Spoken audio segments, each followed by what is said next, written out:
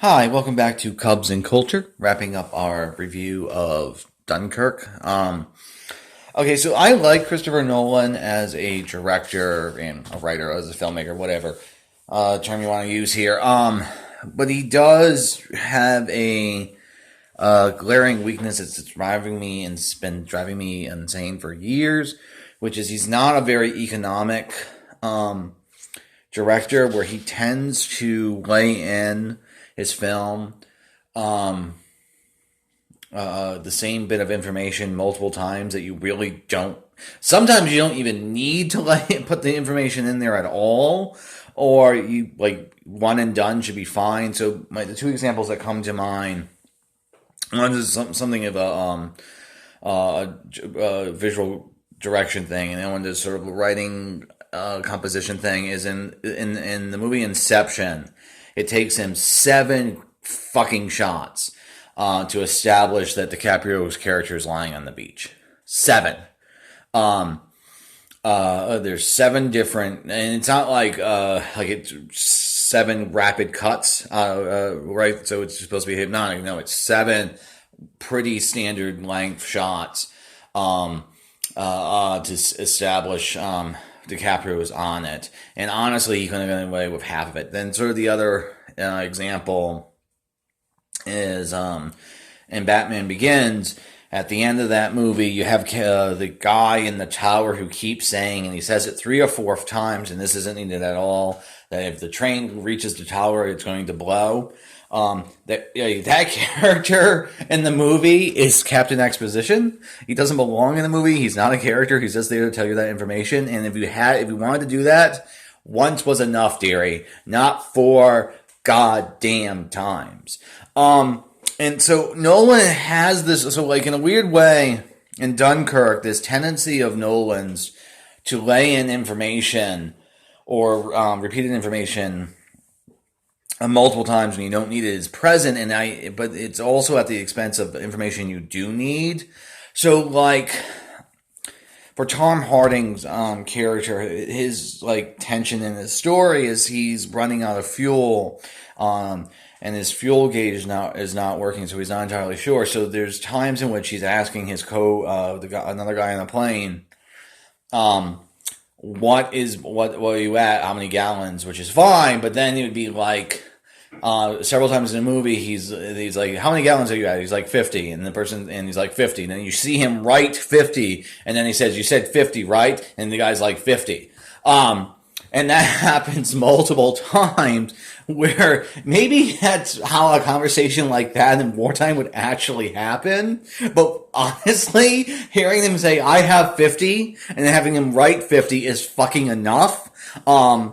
Or in sort of another sequence, you have a pilot, not Tom Hardy, but the other guy, is trying to escape from his plane and he loses his gun. So you're shown him reaching for his gun like underneath the water 5 or 6 times. But it doesn't come across as like building tension because the shots seem identical to me watching it the first time. So it just feels like, yep, he's reaching for his gun.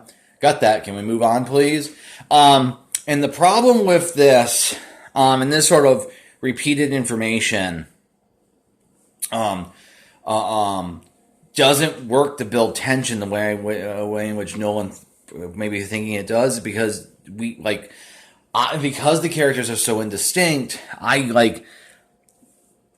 like for Tom Hardy's character, I don't fucking care that he's running out of fuel because I don't care about him because there's nothing to that. Like there's not a single moment with that character which isn't just the practicality of the situation. So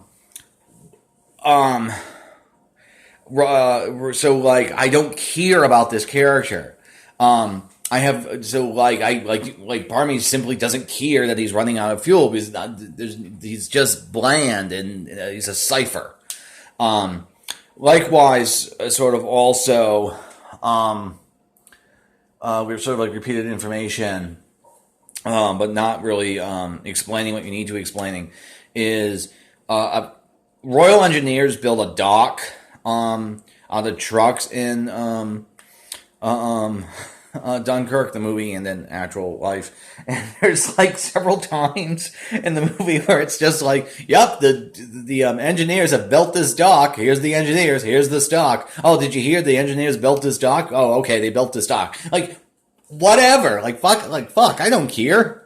And sort of this, so that lack of sort of personality to the characters is a huge problem, because there's a way in which this film could have been something like Thin Red Line. Is the Thin Red Line, the characters are also very thinly drawn, and there's a ton of them.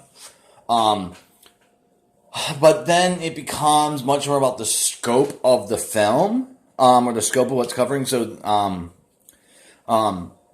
becomes something like a vignette epic. But the thing is, the film doesn't, Dunkirk, the film doesn't feel like that. It feels very, very small, surprisingly small, because you spend all your time with 3 planes, 1 boat, and 1 guy on the ground. They're not, 2 guys on the ground. I think maybe 2-ish guys. And none of them, and because, so it feels like very, very small.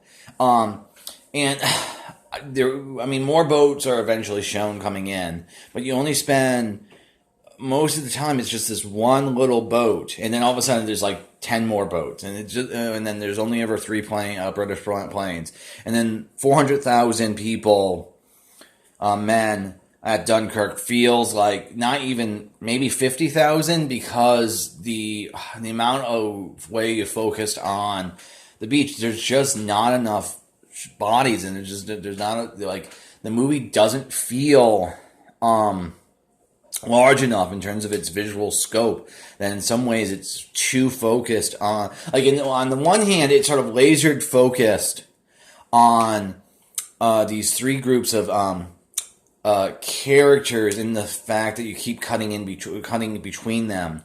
But at the same time, they're so poorly written and so poorly defined that it doesn't feel like we're following these 3 characters that we really know and care about, that are being set against this huge epic backdrop. It's that these poorly drawn, thin characters are supposed to be the epic backdrop. So it's like, it kind of is not either. It's not really an intimate film where you come to know 1 or 2 characters really well, and it's not really an epic film where all the people or characters in it are tropes or stand in for classes of people. So in a lot of ways, this movie, I wouldn't recommend it to anyone. Just feels lukewarm. It's not like, it's just blah. Like, it's not hot, it's not cold. It's just sort of blah. It's just sort of there.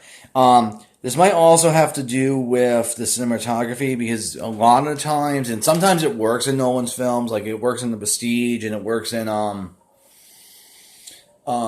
Batman films. Nolan's sort of taste in cinematography is very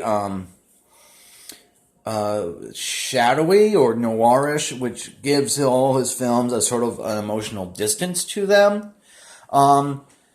which is fine, except like, so like this film, like it's a pretty looking film. It's like, cinematography is nice to look at, but it's a bit like too pretty. It's a bit too